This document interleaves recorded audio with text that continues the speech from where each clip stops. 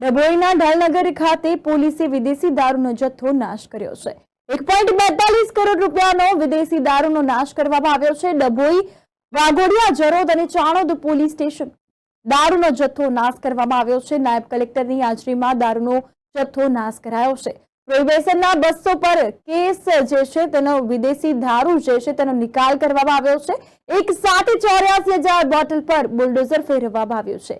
એક તરફ ગુજરાતમાં દારૂબંધી છતાં કરોડો રૂપિયાનો દારૂ પકડાયો છે, જેને લઈને આજે ડભોઈના સહિત અન્ય ગામોમાં દારૂનો નાશ કરવામાં આવ્યો છે। ડભોઈ નજીક ઢાલનગર ખાતે પોલીસે 1.42 કરોડ રૂપિયાનો વિદેશી દારૂ નાશ કર્યો છે।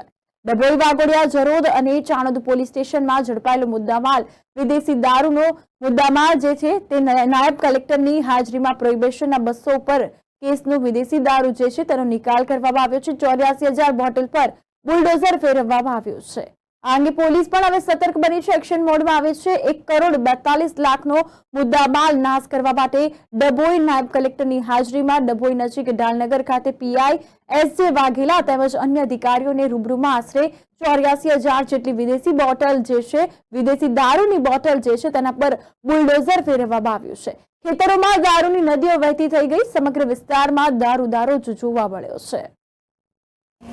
આજ રોજ ડભોઈ ડિવિઝનના ડભોઈ, ચાણોદ, જરોદ અને વાઘોડિયા પોલીસ સ્ટેશનના વિદેશી દારૂના મુદ્દામાલનું નાશનું આયોજન ડભોઈ ખાતે રાખવામાં આવેલ હતું, જેમાં એસડીએમ સાહેબની આગેવાનીમાં આ 4 પોલીસ સ્ટેશનના આશરે 219 જેટલા ગુના, 84,000 જેટલી બોટલ અને 1,42,58,000 જેટલો મુદ્દામાલનો નાશ કરવામાં આવેલ છે।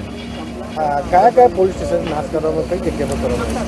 ડભોઈ જે ડભોઈ નગરપાલિકાનું ડમ્પિંગ સાઇટ છે ત્યાં મુદ્દામાલ નાશની પ્રક્રિયા હાથ ધરવામાં આવેલી હતી। ડભોઈ ડિવિઝનના ડભોઈ, ચાણોદ, જરોદ અને વાઘોડિયા પોલીસ સ્ટેશનના મુદ્દામાલ નાશનું આયોજન કરેલું હતું।